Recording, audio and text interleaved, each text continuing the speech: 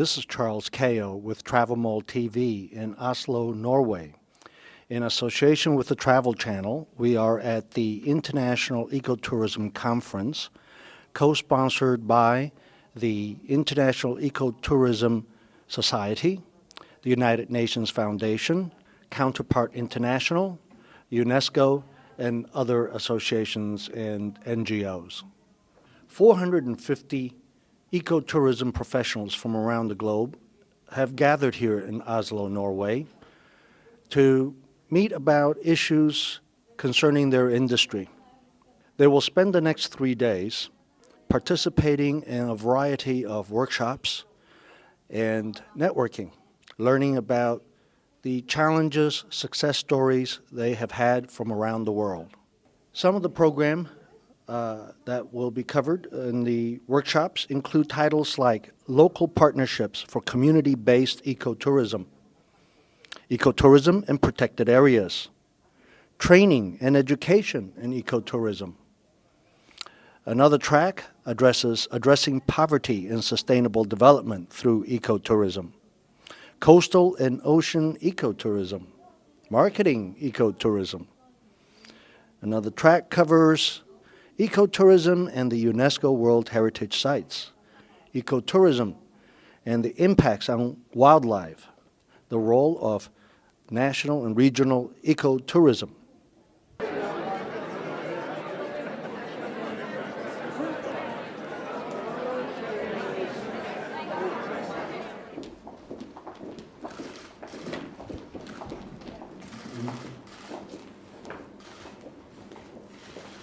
Your Majesty, ladies and gentlemen, dear ecotourism friends and colleagues from around the world. On behalf of the International EcoTourism Society, the United Nations Environment Programme, and EcoTourism Norway, I'm proud to welcome you all to this first global ecotourism conference since the jubilee year of ecotourism in 2002.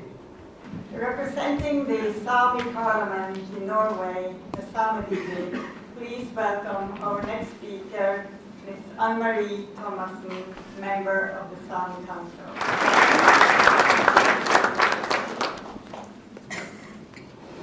Nature is the basis for indigenous people's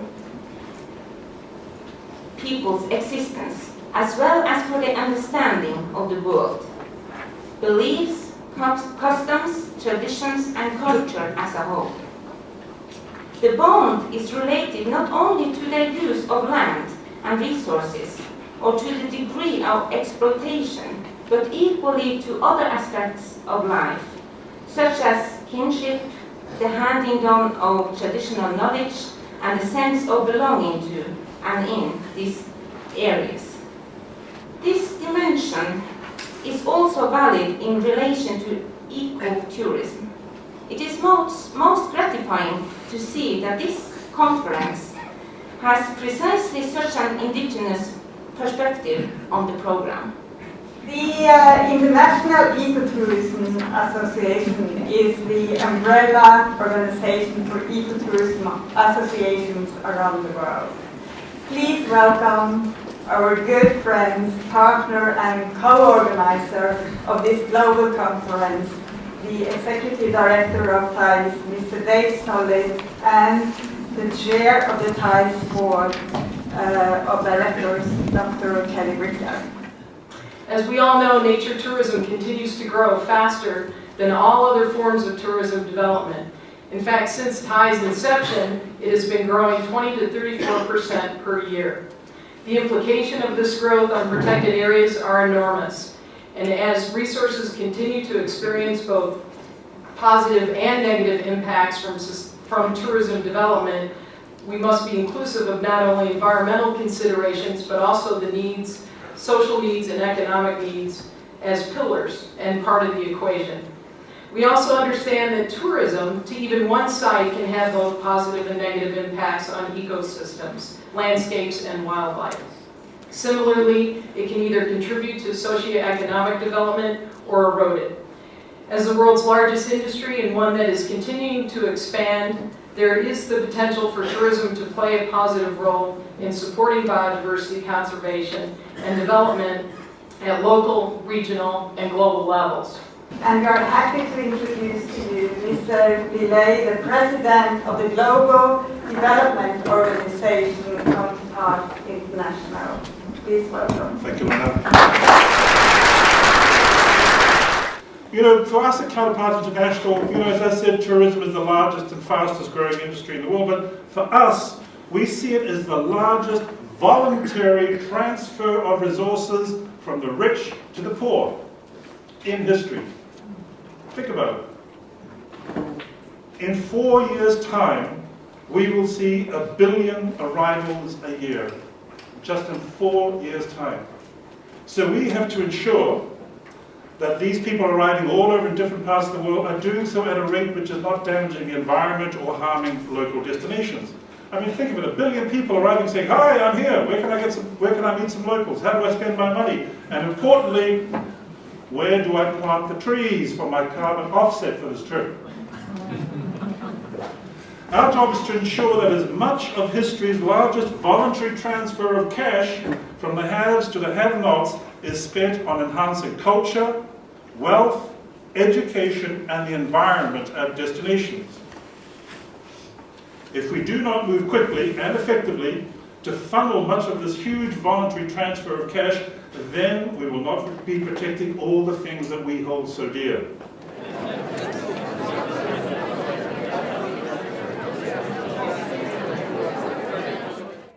I'm here with David Salet, Executive Director of the International EcoTourism Society. Hi, David.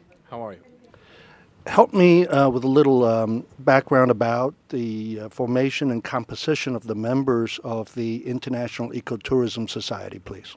The International Ecotourism Society was formed in 1990 as a membership organization that really worked to bring together a fairly loose amalgam of operators and industry people. Now, it's interesting because people in ecotourism shudder at the thought of thinking of themselves as an industry.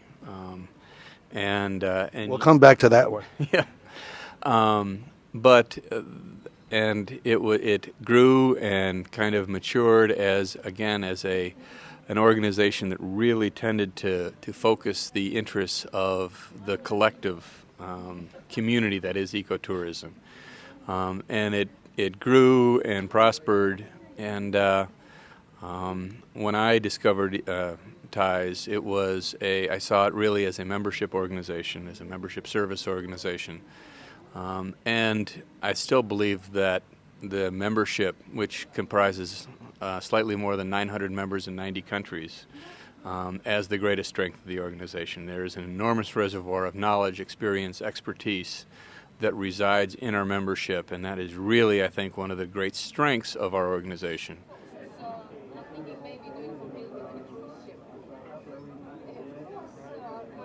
Carlos, tell us who your full name, company, why you're here, and what you're looking to get out of this conference. Well, my full name is Carlos de Bulhão Pato, and I work for the government of the Azores Islands, which is part of Portugal. I work for the nature tourism in the Azores, and I've been here to meet people, to know what's going around the world, to check whether what we're doing is right, and to try to improve our work. My name is Stephen Ramalepa from Botswana. I'm working for the tourism board, and I'm here in regard to ecotourism standards. We are busy in the process of developing ecotourism standards for Botswana tour operators, and we would like to get what the industry is really doing here. And I hope from here I'll be able to effectively develop some standards for our country so that we can be at par with the most of the rest of the countries. My name is Kenny Mianska. I'm from Ujjavu Cree Nation in northern Quebec, James Bay. I'm here just to find out how we can work together to advance eco-tourism and all that in our area, in our region of in Canada. That's why I'm here. I just want to see what I can do to improve our region in terms of ecotourism and geotourism. And what do you think this particular conference is gathering here? What are your expectations from it? I'm expecting to go home with a lot of information that I can provide for my people and be able to provide direction to some of the people that are interested in ecotourism in my community. Karen Lewis, and I represent La Barrios Eco Lodge, a lodge that I founded and developed in Costa Rica. And tell us, what are you at the conference for and looking to get out of it? I'm here at the moment because in a half an hour I'm giving a presentation on the value of certifying eco-lodges so that you improve guest and community experiences. And what I hope to get out of the conference is to meet a lot of people doing great deeds in many parts of the world and learning from them. My name is Paul Eagles, and I'm here because I'm the chair of the Tourism Task Force for the World Commission on Protected Areas, which is one of the commissions of the IUCN. I see. And what are you looking to get out of this conference? I'm just here to learn. I'm just here to meet people and learn.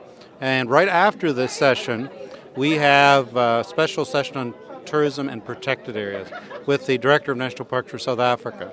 And I've just got to go see what South Africa is doing that's new. They're doing very interesting things because over the last decade, South Africa National Parks have moved from a government agency being funded by government grants to completely tourism funded. Well, I've heard a lot about this conference. It's our first, and we're looking forward to it. Well, Frank, one of the things you've got here are policy leaders. All right? Everybody you've got here are somebody somewhere. So they're a government leader, they're an NGO leader, they're a university leader, they're a student leader. They're all here because they have done something that brought them to the fore. So that's why they're such an interesting group. I'm here with Mel and Leslie, who are going to tell us their full names and the organization they're with.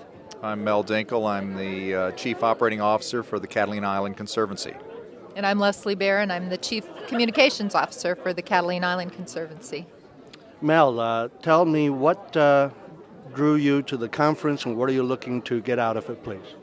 Well, part of our mission is to allow proper recreational access to the lands on Catalina, and we're trying to determine what that means. What does it mean for ecotourism to provide a balanced experience in nature? And what do you think you'll get out of the conference towards that, seeking those answers to those questions? By looking at best practices of what others have found to work and to be sustainable in their lands, and hopefully we can learn from their mistakes. Leslie, anything slightly different that you're looking for? Well, Charles, we're off of Los Angeles, which, as you know, is one of the largest metropolitan areas in the world. So we have over 1 million visitors a year, and we want the beautiful wildlands of Catalina Island to be there for generations to come. So we're here trying to find out how do we grow ourselves in a sustainable way. I think that's what a lot of us want to know the answers to. And we hope that our colleagues from around the world will be able to help us with their case studies and what they've done right and what they've done wrong. Matilda Råhede. And I'm a forestry student from Copenhagen University in Denmark. Tell us why you are here and what you're looking to get out of this conference, please. Well, I'm writing my master thesis at the moment about ecotourism in Greenland. So that's why I'm here. I hope to meet some people who could maybe tell me something about their experiences and their surveys so that I will get more material for my thesis. Did you say Greenland was the subject? Yeah. Uh-huh. I just saw first time noticed an advertisement for tours to Greenland from New York City or somewhere. Mm-hmm. Has there been that kind of packaged mass tourism to Greenland? Is that something new, or it's been around? No, they just opened a new flight route from Baltimore this summer, so I guess that's why. Right, Greenland Air or something like that. Yeah, it's yeah. Uh-huh. You have any thoughts about that offhand?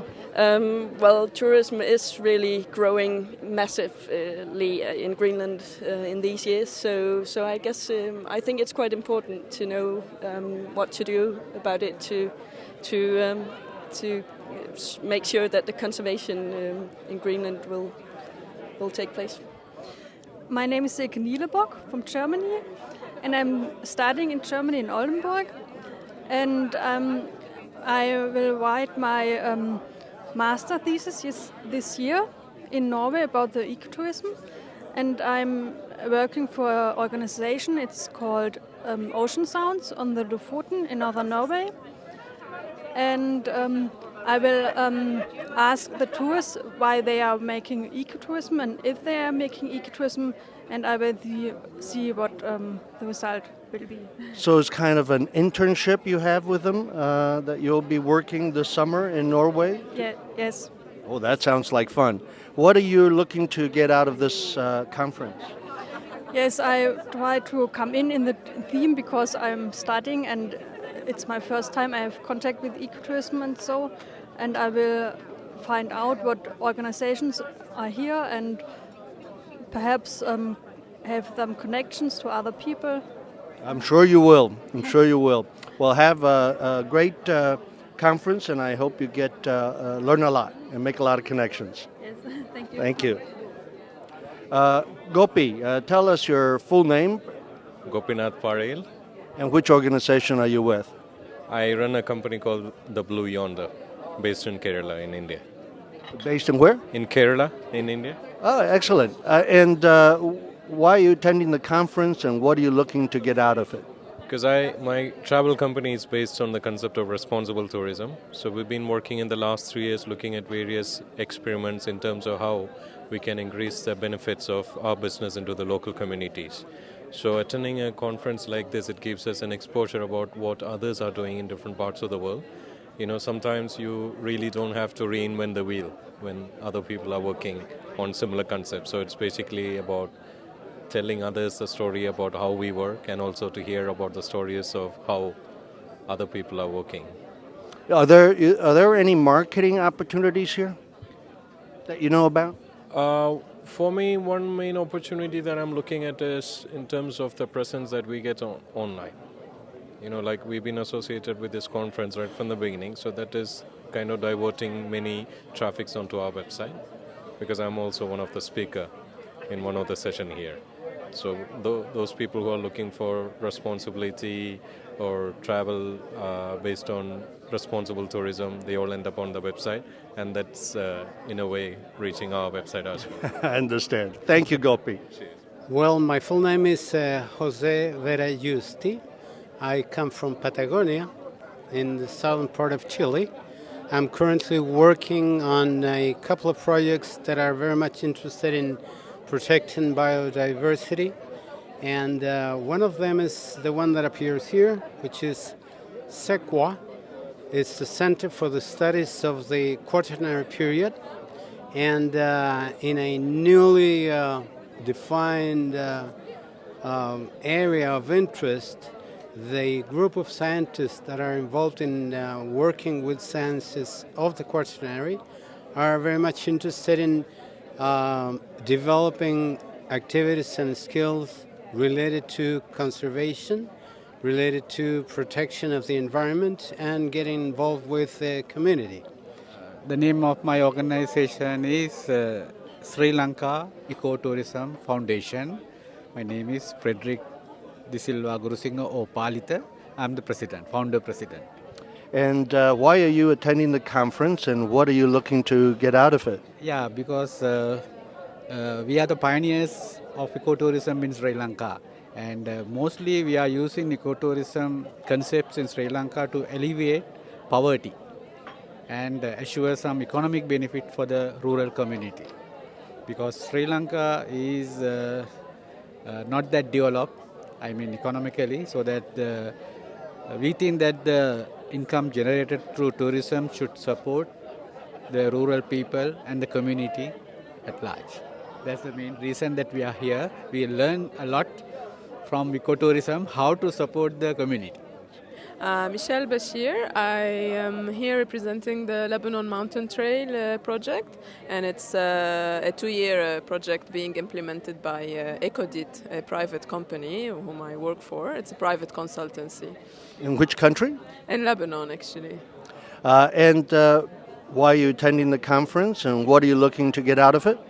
We're attending the conference first to showcase the Lebanon Mountain Trail to the international ecotourism experts and community, and in order to exchange experience and to do more networking, and more promotion about the trail, and to get to know more people for future cooperation on the Lebanon Mountain Trail.